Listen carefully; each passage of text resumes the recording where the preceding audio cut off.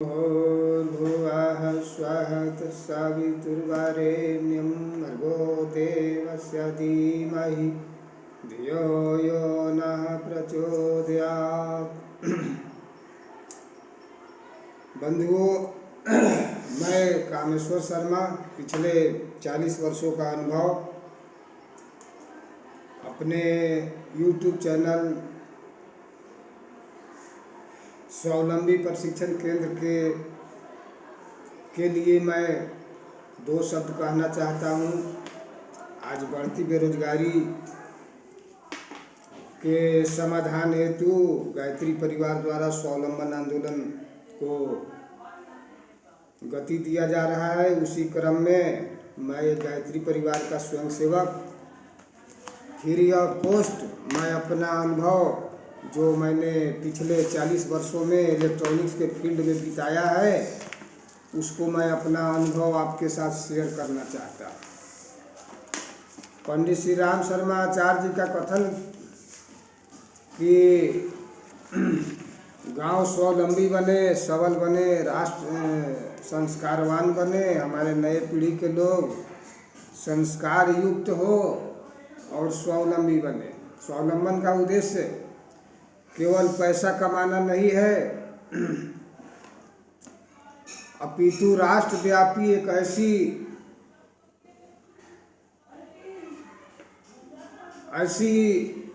विश्वव्यापी चले कि जिसमें श्रम करने को हम अपना प्रतिष्ठा माने, राष्ट्र की प्रतिष्ठा माने।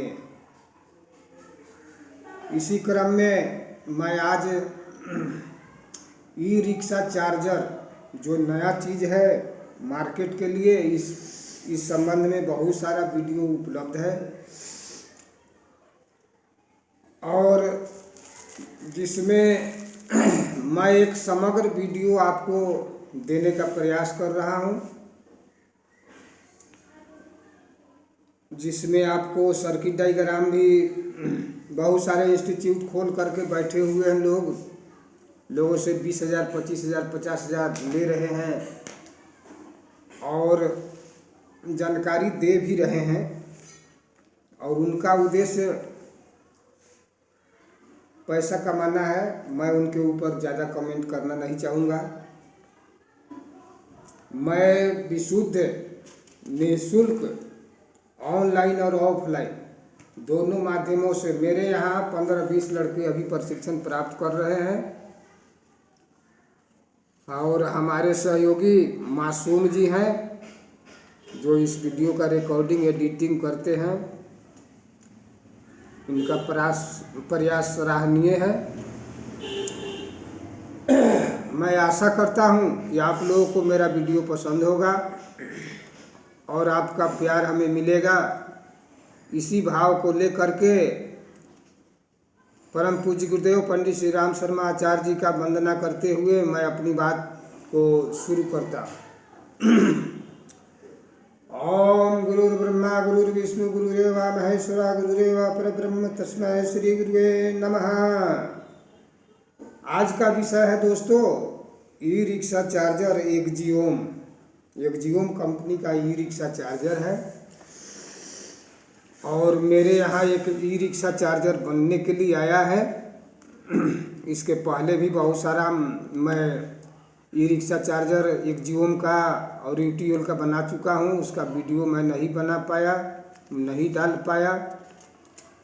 मैं प्रयास करूँगा कि मुख्य टॉपिक पर जो परेशान करता है, कारीगर लोग 2 दिन 3 दिन खट करके मोसफेट बदल करके फिल्टर कंडेंसर बदल करके थक चुकते हैं। लास्ट में कस्टमर से झगड़ा करके और वापस उन्हें करना पड़ता है और वे अपना बहुमूल्य समय और साधन, उसी में एक बीमारी है, बहुत ही गंभीर बीमारी है कि चार्जर मॉसफेट बदल देते हैं, चार्जर ऑन तो हो जाता है लेकिन वह बैटरी को चार्ज नहीं कर पाता है। 30% का बत्ती इंडिकेट करता है, चार्जर ऑन हो जाता है, उसका मेंस भी ऑन हो जाता है, चार्जिंग इंडिकेटर भी चलने लगता है और जब एम्पियर हम देखते हैं 2-4 घंटे के बाद तो बैटरी का लेवल बढ़ता नहीं है, ज्यों का त्यों पड़ा हुआ है, कोई एम्पियर आता नहीं है। इस पर मैं पहली बार आपकी सेवा के लिए, आपकी सुविधा के लिए, नए कारीगर के मार्गदर्शन के लिए मैं एक वीडियो बनाया हूँ और आपको देने जा रहा हूँ। इसमें सबसे पहले मैं इसका दोनों मॉसफेट उड़ा हुआ था तो दोनों मॉसफेट मैं बदल दिया। मॉसफेट पर मैं एक अलग से वीडियो बनाऊंगा, आपको बताऊंगा कि मॉसफेट हम कैसे चेक करें, एनालॉग मीटर से और डिजिटल मीटर से कैसे हम चेक करें उसको। तो सबसे पहले हम बीमारी के बारे में आते हैं कि 30% LED ब्लिंकिंग कर रहा है एक जीओम चार्जर में और एम्पियर नहीं बढ़ रहा है। तो उसके लिए सर्वप्रथम हम आपके लिए एक डायग्राम हम बनाए हैं 3525 IC का डाटा शीट।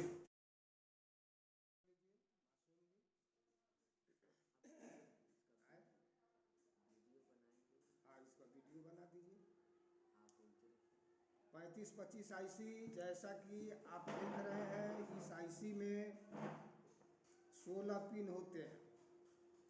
16 पिन में 16 नंबर पिन है, यह ग्राउंड पिन है, अर्थिंग जिसको बोलते हैं। और सप्लाई पिन है 15 नंबर। यहाँ जो है हमको 12 वोल्ट प्राप्त होना चाहिए। और पिन कॉन्फ़िगरेशन में की बात करें तो पिन नंबर 1 पर जैसा कि आप देख रहे हैं 1 से 5 वोल्ट। नॉन इन्वर्टिंग पिन है 2, जिस पर 0.1 से 5 वोल्ट तक आना चाहिए। तीसरा पिन सिंक पिन है, ऑसिलेटर आउट पिन है, चौथा पिन CT है, RT है, डिस्चार्ज पिन है। डिस्चार्ज पिन माने जब मेरा बैटरी फुल चार्ज हो जाता है तो इसको चार्जर को शट डाउन मोड में डालने के लिए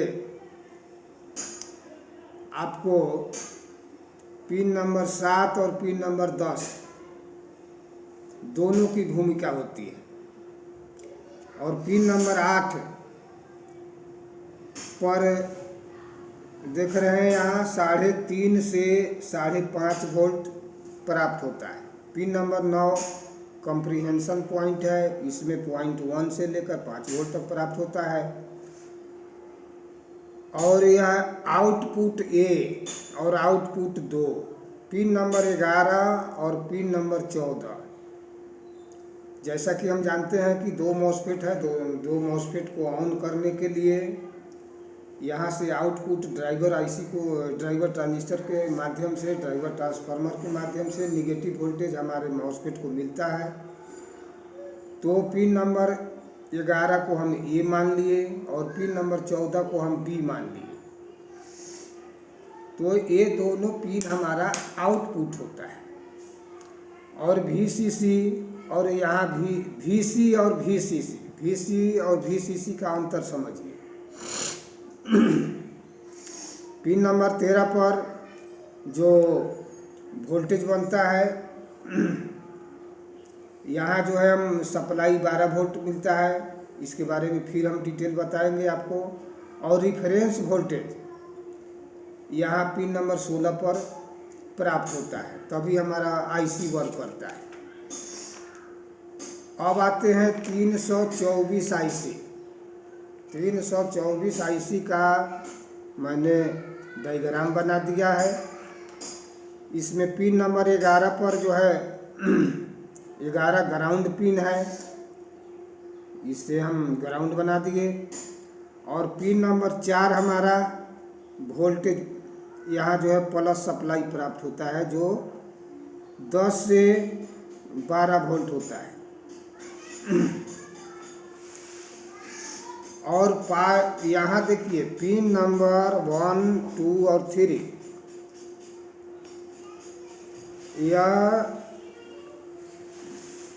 यहाँ इन लेता है और यहाँ से आउट देता है। जब यहाँ से पल्स मिलेगा 722 जो फंक्शन आईसी है, वहाँ से जो पल्स इसको मिलेगा तो ये आउट करेगा। और यहीं जो है 3525 को 3525 आईसी को जाएगा आउटपुट पल्स। और एक ये साइड के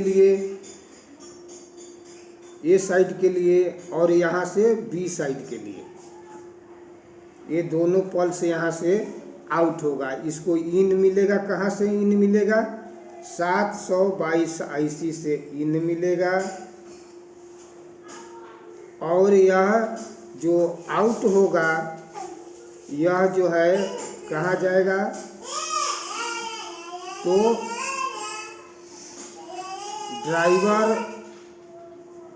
ड्राइवर ट्रांसफार्मर से पहले जो ड्राइवर ट्रांजिस्टर लगे हुए हैं 337 और 327,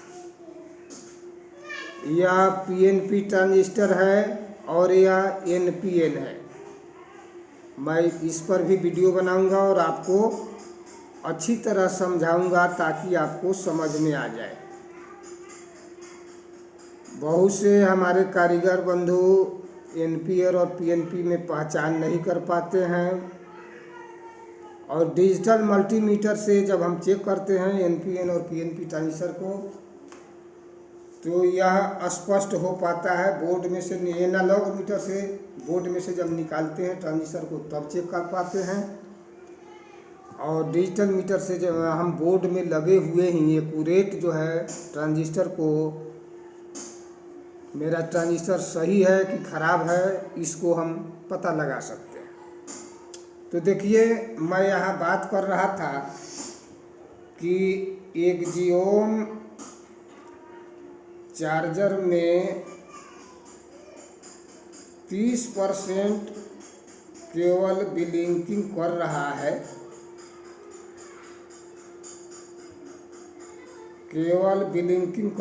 है, और बैटरी चार्ज नहीं कर पा रहा है। तो मैं लौट करके आ जाता हूँ। और जैसा कि यहाँ आप डाटा शीट देख रहे हैं, पिन नंबर 2 से रिफरेंस जो वोल्टेज है इस पर हम 10K का रजिस्टेंस डालेंगे। मेरे सॉल्यूशन का हल जो है इसी 10K रजिस्टेंस लगा देने से ही हो जाएगा। एम्पियर उठने लगेगा, एम्पियर बढ़ने लगेगा। तो इसका अगला पार्ट मैं फिर बाद में आपको बताऊंगा। फिर आप कमेंट करके हमें बताएंगे कि मेरी बात कहाँ तक समझ में आई, और आपको मैं अगला वीडियो मैं किस टॉपिक पर बनाऊं। एक जिओम चार्जर मेरे यहाँ से मार्केट से फिरा हुआ, भटका हुआ, छेड़ा हुआ नौसिखिया कारीगर जिसको सर्किट डायग्राम के बारे में बढ़िया जानकारी नहीं है, ऐसे लोग सेट को खोल करके छेड़ देते हैं। वैसे सेट भी हमारे यहाँ रिपेयरिंग होते हैं, और उन्हीं सेटों पर मैं अपने यहाँ सीखने वाले जो बच्चे हैं मैं उनको ट्रेनिंग भी देता हूँ, बताता भी हूँ, समझाता भी हूँ। आप भी मेरे अनुभव का लाभ ले सकते हैं। मेरे पास जो भी ज्ञान उपलब्ध है, जो मैं ट्रेनिंग पिछले 40 वर्षों के स्ट्रगल से प्राप्त किया हूँ, मैं आपको निःशुल्क देने के लिए, आपकी सेवा करने के लिए तैयार हूँ। धन्यवाद। जय भारत, जय हिंद। हाँ बंधुओं, समय न गंवाते हुए एक जिओम चार्जर के बारे में हम बात करते हैं। एक जीओम चार्जर जब भी आए बनने तो सबसे पहले हम उसको खोल करके उसके पीसीबी को साफ़ करेंगे और निरीक्षण करेंगे कि कहीं कुछ टूटा फूटा हुआ तो नहीं है, कहीं से कोई जला हुआ सामान तो नहीं है। खूब बढ़िया से निरीक्षण करने के उपरांत हम इसको रिपेयरिंग के लिए पहले इसका निरीक्षण करेंगे। इसी निरीक्षण के क्रम में कहीं ड्राई ज्वाइंट हो सकता है, उसे देखेंगे कि कहीं ड्राई ज्वाइंट तो नहीं है, मोसफेट फूटा हुआ तो नहीं है, कोई टाका लूज तो नहीं है। जहाँ लूज दिखाई दे वहाँ हम उसको बढ़िया सोल्डिंग करेंगे, क्योंकि यह 15 एम्पियर का चार्जर है, यह लोड लेकर के चलता है। आप जैसा कि वीडियो में देख सकते हैं, एक जीओम चार्जर ई रिक्शा चार्जर है। यह इस चार्जर में एक साथ 4 12 वोल्ट के बैटरी जो लगभग 90 एम्पियर के होते हैं, 90 से 100 एम्पियर होते हैं, 120 एम्पियर के होते हैं, उससे चार्ज होता है। अब आप एनालॉग मीटर और डिजिटल मीटर दोनों देख रहे हैं कि दोनों सामने हम रखे हुए हैं। कहीं एनालॉग मीटर का ज़रूरत पड़ता है तो कहीं डिजिटल मीटर, दोनों मीटर आवश्यक है। हम लोग शुरुआती दिनों में एनालॉग मीटर का ही उपयोग ज़्यादा किए हैं, इसलिए हम एनालॉग मीटर से सबसे पहले हम मोसफेट चेक करते हैं कि मोसफेट मेरा बचा हुआ है कि उड़ा हुआ है कि शॉर्ट है। इसका निरीक्षण हम कर रहे हैं। डायोड हम देख रहे हैं कि डायोड जो है एक तरफ से चलना चाहिए, एक तरफ से नहीं चलना चाहिए। एसी शॉर्ट सर्किट अगर है तो यहाँ मोसफेट जो है फूट जाएगा, शॉर्ट लग जाएगा। तो एसी में जब भी हम लाइन देंगे वह वोल्टेज को एकदम बिल्कुल ड्रॉप कराएगा। तो मेरा मोसफेट भी ठीक है और ब्रिज डायोड भी ठीक है। ब्रिज डायोड ठीक है, फिल्टर कंडेंसर भी मेरा ठीक है,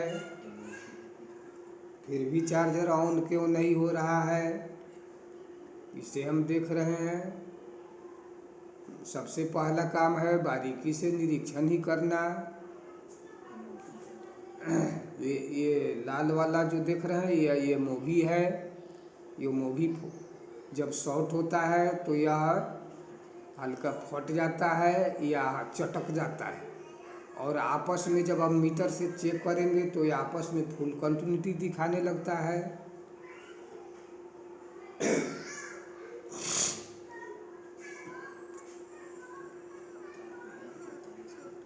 अब 48 वोल्ट हम बैटरी जो है जोड़ रहे हैं इसमें, इस चार्जर में 48 वोल्ट बैटरी का कनेक्शन कर रहे हैं। 48 वोल्ट बैटरी का कनेक्शन दे करके देख रहे हैं कि 48 वोल्ट बैटरी से इस चार्जर में जब हम इन कराते हैं तो सबसे पहले हमें 12 वोल्ट और 10 वोल्ट जो है प्राप्त होता है। 12 वोल्ट और ये 10 वोल्ट इसके मेन जो फंक्शन आईसी है 722 आईसी को 5 वोल्ट सप्लाई जाता है। वो 722 आईसी जब फंक्शन अपना शुरू करते हैं तो वे ऑपरेशनल आईसी जो है 324 आईसी है, 324 आईसी के को वोल्टेज प्राप्त होता है। और 3525 आईसी जो ड्राइवर आईसी है इस चार्जर का, उस चार्जर को 12 वोल्ट मिलता है। और जब मेरा मॉसफेट ऑन होता है तब जो है 7812 इसमें रेगुलेटर लगा हुआ है, वहाँ से जो है 18 वोल्ट मिलने के बाद में 12 वोल्ट रेगुलेटर से 12 वोल्ट प्राप्त होता है। तो यहाँ देखिए डीसी वोल्टेज हमने जो है बैटरी का कनेक्शन जोड़ करके यहाँ चेक कर रहे हैं। 10 वोल्ट भी प्राप्त हो रहा है और 12 वोल्ट भी प्राप्त हो रहा है। तो मेरा डीसी सप्लाई सेक्शन ठीक है। यह वीडियो जो है बनाया गया है साधारण फ़ोन से ही, इसलिए यहाँ जो सप्लाई है 9.9 वोल्ट मिल रहा है 10 वोल्ट के बदले, तो 9.9 वोल्ट 10 वोल्ट के ही इक्विवेलेंट है। और 12 वोल्ट का डीसी सप्लाई भी लगभग ठीक है। तो मैं चाहूँगा कि आप कमेंट करके बताएं कि मैं वीडियो में इम्प्रूवमेंट करने के लिए और अगला वीडियो मैं कैसे बनाऊँ और आपको क्या सेवा दूँ, किस टॉपिक पर दूँ। आपको मैं 24 घंटे उपलब्ध हूँ। मेरे व्हाट्सएप नंबर पर आप अपना या ईमेल पर आप अपना कमेंट ज़रूर बतावें, ताकि मैं बेहतर सेवा दे सकूँ। इसके बाद में नहीं करूँ।